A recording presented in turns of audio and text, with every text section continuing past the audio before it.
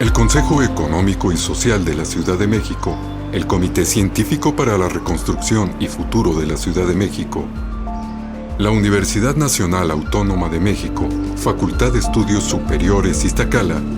presentan la capacitación en línea para profesionales de la salud mental, adopción de un modelo de planeación sistémica y o estratégica para la construcción de protocolos de reacción relacionados con el impacto emocional en la población y el estrés postraumático. Hola, yo soy Carolina Santillán Torres Torija y en este video vamos a describir el protocolo completo que forma parte del curso Protocolo de Reacción y Modelo de Intervención para la Atención de Personas después de un evento traumático como un desastre natural. Es un proyecto financiado por el Consejo Económico y Social de la Ciudad de México y realizado desde la Universidad Nacional Autónoma de México, Facultad de Estudios Superiores Iztacala. De manera general, sugerimos que este curso tendría que dotar a los estudiantes en formación y a los psicólogos egresados de un modelo de primeros auxilios psicológicos, sugiriendo que después de realizar esta primera intervención se realice un seguimiento después de un mes para intentar determinar aquellas personas que siguen teniendo síntomas de estrés agudo y podrían empezar con estrés postraumático. Aquellas personas que así lo amerite el juicio clínico deberían de recibir una evaluación completa. Ya mencionamos en un anterior video las entrevistas que sugerimos, y si después de esta evaluación completa, ya sea después de un mes o el tiempo que casi siempre se utiliza para establecer que ya estamos hablando de estrés postraumático, que es después de los 3 meses del evento, realizar una intervención completa de 10 sesiones utilizando terapia de exposición prolongada y algunos elementos de psicoterapia cognitivo-conductual. Ya revisamos en algunos otros videos que es importante tener muy claros cuáles son los síntomas del estrés agudo, que aquí los presentamos. Y esta es la planeación o propuesta de tratamiento que nosotros estamos sugiriendo una vez realizados los primeros auxilios psicológicos y el seguimiento a un mes. Habrá un video especial para describir solamente la intervención de primeros auxilios psicológicos. Como decíamos, en la sesión 1 sugerimos que se realice una evaluación utilizando el instrumento Mini 20. En la segunda sesión sugerimos que se expliquen los síntomas de estrés agudo, también de estrés postraumático, y si es oportuno en esa segunda sesión se explica el modelo de la terapia de exposición. En la tercera sesión realizaremos una construcción de jerarquías, que son algunos de los estímulos a los que se irá exponiendo poco a poco a la persona, y como tarea en la última columna podemos revisar que tendrá que ir construyendo la persona más elementos para las jerarquías,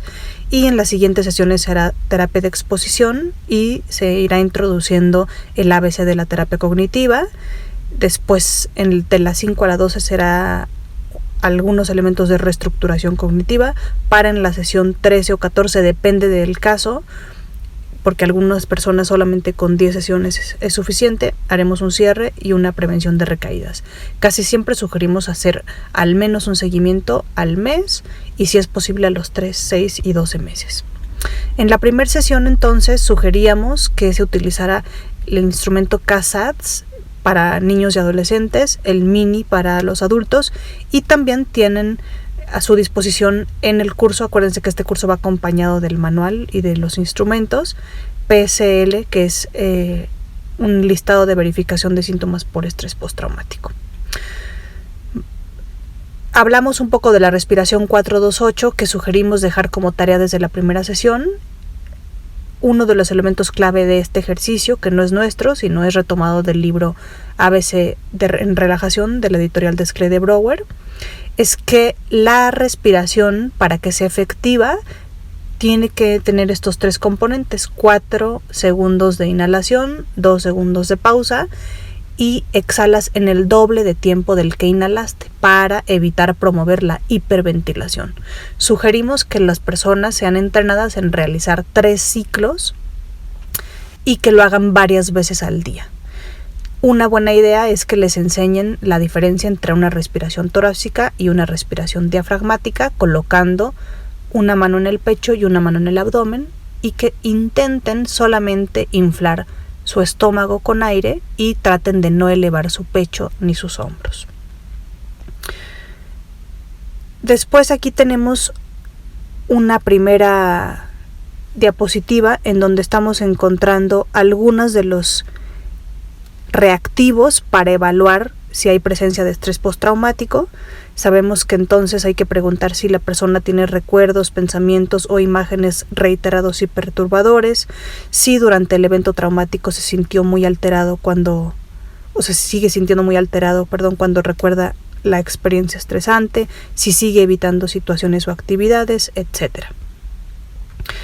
Ya revisamos en un anterior video cuáles son los criterios de estrés postraumático. En el manual es importante que le entreguen el folleto como primer tarea para que los repase y que expliquen cada uno de los criterios diagnósticos, aunque en ese momento la persona no los presente. Sabemos que muchas de las personas que llegan a la terapia pueden compartir esta información con un familiar o con un amigo que también esté presentando los síntomas. Hablamos sobre este ejercicio de la línea del tiempo, en donde estamos intentando explicarle a la persona que desde el punto de vista de la terapia cognitiva, cuando ocurre un evento traumático, sacude las creencias que tiene la persona sobre ella misma, sobre el mundo y sobre el futuro. Y que muchas de las veces el evento traumático no viene solo, sino que ha habido 2 o 3 eventos altamente estresantes en los últimos meses, además de eventos altamente estresantes a lo largo de la vida que han ido construyendo creencias centrales que pueden ser muchas de las veces distorsionadas o desproporcionadas. Esta diapositiva resume la explicación del modelo de la terapia de exposición prolongada. Se puede utilizar incluso también para otros trastornos de la ansiedad y nos vamos a detener un poquito en esta imagen, que fue recuperada de la página comprareninternet.net y pueden ver en la cajita de comentarios para que la puedan revisar en el idioma original, que es en inglés. Tenemos en el eje de las X el tiempo y en el eje de las Y el nivel de ansiedad. Sabemos que cuando alguien se va a exponer a un estímulo, o en este caso a un recuerdo que le causa mucha ansiedad, la ansiedad se caracteriza por, primero que todo, tener un asunto anticipatorio. Es normal entonces que cuando alguien va a recibir un procedimiento quirúrgico, desde una noche antes esté preocupado, porque la ansiedad te prepara para afrontar una situación, un evento. En el caso de la terapia de exposición para estrés postraumático, como recordarán en un video anterior, hablábamos de que no vamos a exponer a la persona solamente al lugar, a la ropa, a las personas, sino que la vamos a exponer al recuerdo que no quedó adecuadamente archivado y que quedó fragmentado en la memoria. De esta forma, entonces, la persona seguramente ha estado evitando hablar de esta situación y ha imposibilitado que se procese adecuadamente emocionalmente la experiencia. Por lo tanto, entonces le vamos a explicar que así como ha superado otros miedos, exponiéndose de manera gradual y repetida a un evento, a un estímulo, a un animal, a las alturas, en esta ocasión vamos a usar terapia de exposición para exponerla al recuerdo del evento traumático. Lo que va a ocurrir entonces es que la primera sesión, cuando le pidamos que narre el evento en primera persona y en tiempo presente, es decir, hoy es 19 de septiembre del 2017, es la 1:12 de la tarde, estoy en mi casa, no me he cambiado porque hoy entro a trabajar tarde, estoy arreglando algunas cosas para llevarme al trabajo y de pronto empiezo a escuchar la alarma sísmica. Después de que ya habíamos hecho el simulacro en la mañana, no sé muy bien si se estará tratando de una falla, pero empiezo a percibir un movimiento muy fuerte y me doy cuenta de que, aunque parezca increíble, está temblando otra vez. Esta sería la mejor manera de entonces pedirle que con los ojos cerrados la persona empiece a narrar el evento. Lo que esperamos es que la ansiedad empiece a subir hasta un punto donde aquí señalamos como pico de pánico, donde el relato es muy doloroso, muy incómodo de recordar y que a la persona le van a dar muchas ganas de ya no seguir con el relato. En el caso, por ejemplo, de una fobia, si intentáramos exponer a alguien a una tarántula, pasaría lo mismo. Vamos a decirle, oye, la siguiente semana vamos a tener una tarántula, la vas a tener aquí, no la vas a tocar, simplemente la vamos a estar aquí viendo y vamos a dejar que camine sobre el tapete. Entonces, la persona sería normal que tuviera un fenómeno anticipatorio que se fuera incrementando, especialmente antes de la sesión, y cuando tiene la tarántula enfrente, la ansiedad empezaría a subir hasta encontrar un pico de pánico donde le darían ganas de escapar de la situación. Escapar puede ser simplemente cerrar los ojos, voltearse para otro lado, tratar de distraerse mentalmente hablando de otra cosa o tratar de salir de la habitación. ¿Qué es central?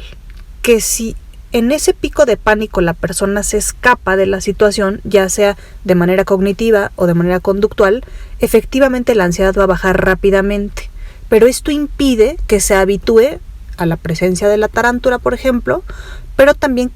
que se habitúe a la ansiedad que le provoca recordar la escena o el evento traumático, en este caso del sismo.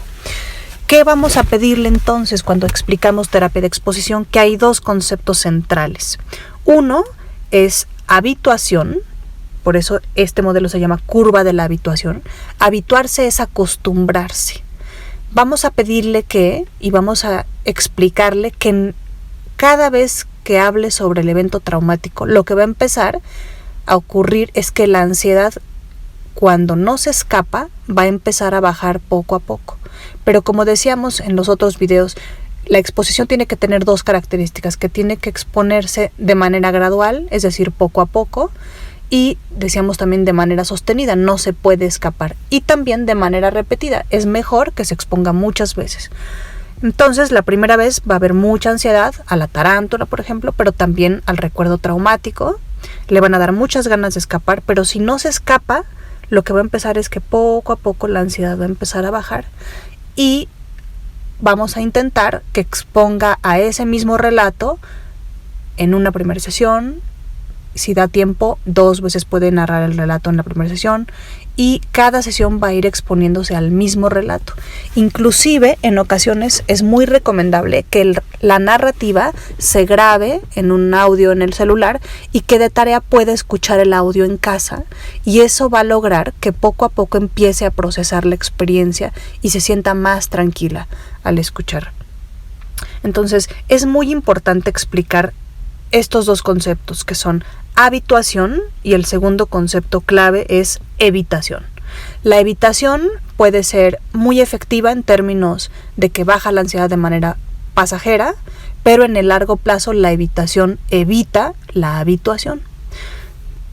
En la siguiente entonces diapositiva, aquí resumimos algunos de los conceptos más importantes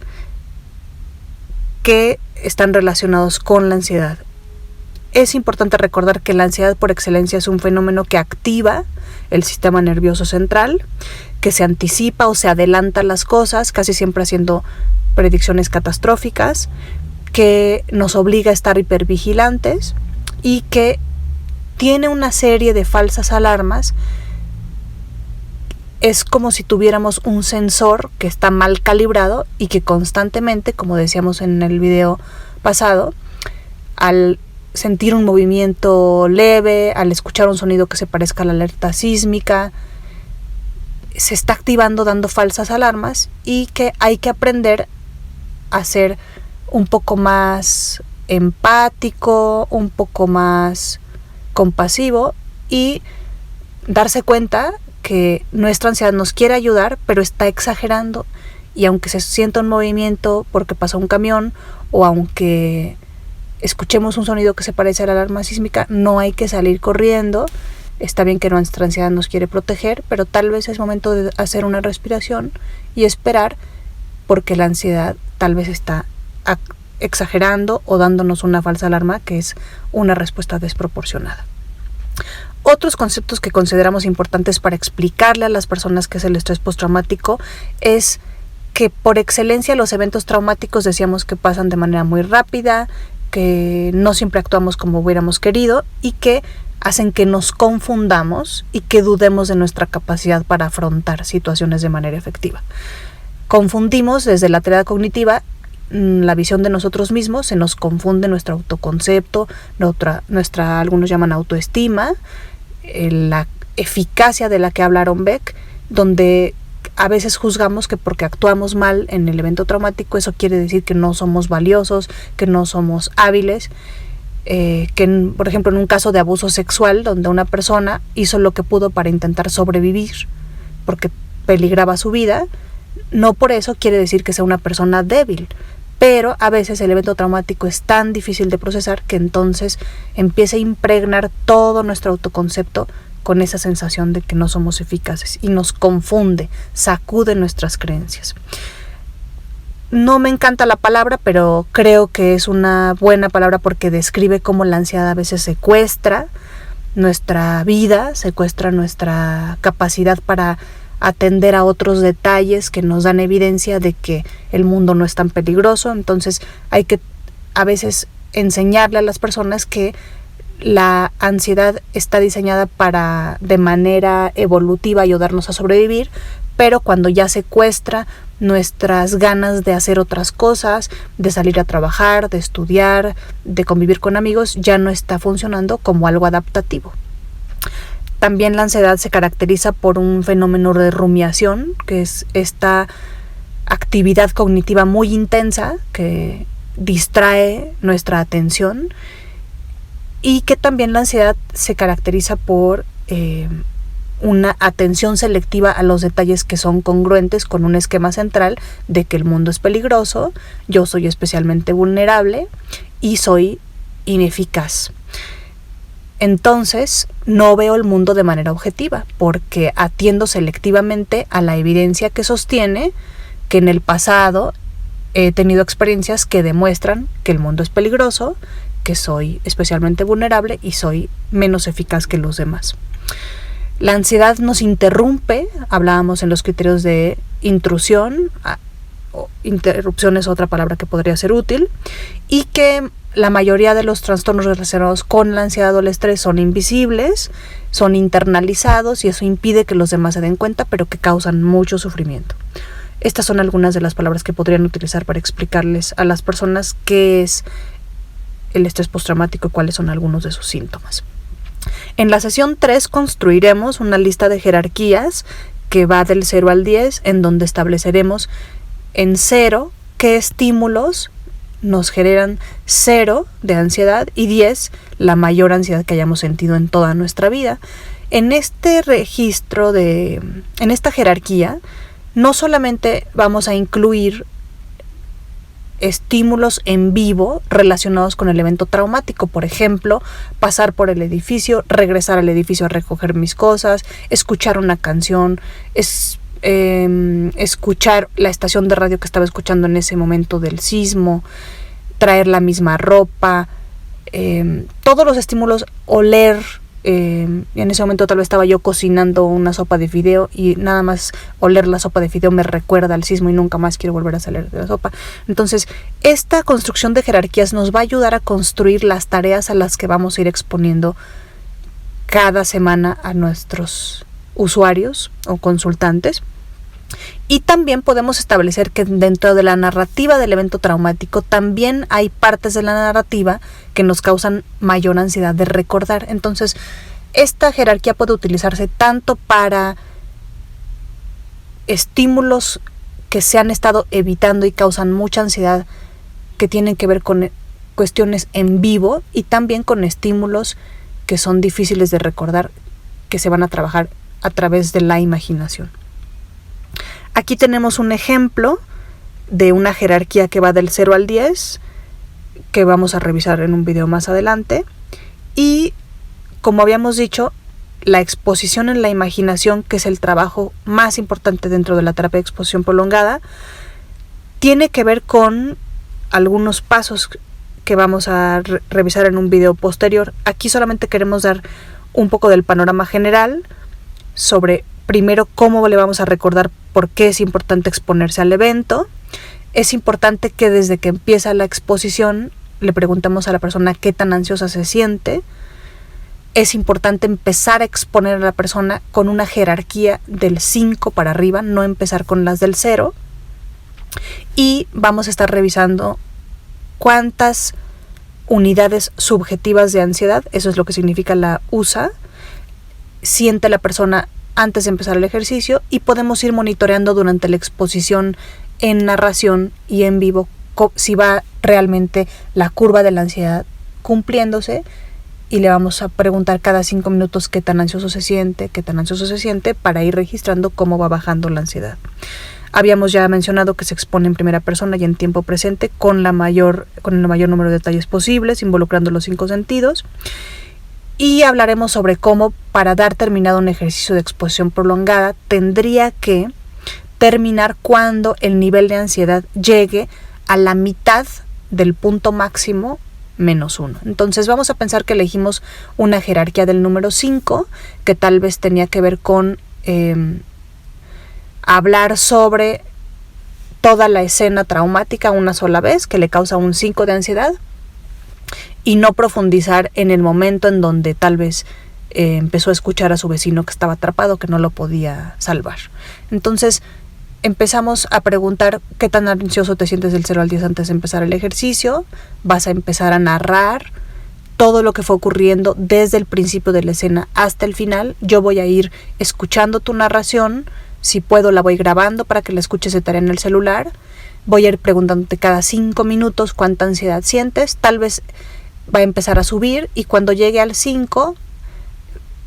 va a empezar a bajar poco a poco. Va a repetir la narración si da tiempo 2 o 3 veces, y lo que vamos a empezar a notar es que la ansiedad va a empezar a bajar. La primera narrativa va a subir hasta el número 5, en la segunda tal vez el punto máximo fue 4, en la tercera vez, si dio tiempo, va a ser 3, y nosotros podemos dar una sesión de terapia de exposición terminada si el punto máximo era 5 entre 2 es 2.5 menos 1, 1.5. Cuando nosotros le preguntemos qué tan ansioso te sientes en este momento y él nos diga pues como un 1.5 o un 2, ahí es donde sabemos que efectivamente se cumple esta curva de la habituación. No podemos dejar salir a una persona de la sesión si ha estado narrando el evento traumático y sigue en 5, no ha bajado ni siquiera a 4 o a 3. Al final de la narración, entonces, podemos empezar a preguntarle a la persona cómo se sintió sobre narrar el evento, qué cosas empezó a recordar, y empezar a procesar la experiencia. Habrá un video posterior para eso. Y dejaremos una tarea para que entonces se exponga en vivo. Puede ser que se exponga en vivo a un recuerdo, escuchando el audio, o que se exponga en vivo a un estímulo que no le genere más que un 5 de ansiedad, para ser congruentes. Se expuso en la sesión del 0 al 5 un 5, y de tarea un estímulo que solamente le cause 5 ansiedad. Puede ser nada más ver, por ejemplo, una foto en el periódico del edificio donde vivía, y que la tarea también se caracterice por exposiciones graduales, sostenidas y repetidas. Eso quiere decir que le tenemos que dejar tarea que vea la foto, y no la tiene que ver 30 segundos, tiene que quedarse viendo la foto al menos 20 o 30 minutos para que sea útil. Después hablaremos en un video posterior sobre cómo trabajaremos la técnica de reestructuración cognitiva. De manera general, hay un modelo que establece Albert Ellis que describe el A como un antecedente, el B como un pensamiento o imagen, y el C como una consecuencia que puede ser emocional, fisiológica o conductual, para después dar paso al debate socrático, que es la letra D, y una vez que se hace el debate socrático, habíamos dicho en un video anterior, se espera que haya un cambio en el pensamiento que tendrá como consecuencia un cambio en la emoción, y a este le llamaríamos efecto. Entonces, tal vez en este ejemplo se presenta que el antecedente es que viene el aniversario del temblor, el pensamiento, que es una conclusión apresurada, seguro va a volver a temblar, y eso me causa un miedo del 0 al 10, 9, una inquietud de 7, y una respuesta conductual de voy a intentar estar en la calle todo el día con mi radio prendido, y que incluye respuestas de evitación y de hipervigilancia. Aquí tenemos el formato que en otro video vamos a explicar, que sugerimos para explicar o presentarle a las consultantes cómo se configura el ABC, y la hipótesis central, recuerden, es no solamente son las cosas lo que te afecta, sino las interpretaciones que los hombres hacen de lo que les ocurre. Tenemos en esta primera presentación ejemplos de algunas distorsiones cognitivas que fueron obtenidas de un artículo que citamos en la parte inferior, en donde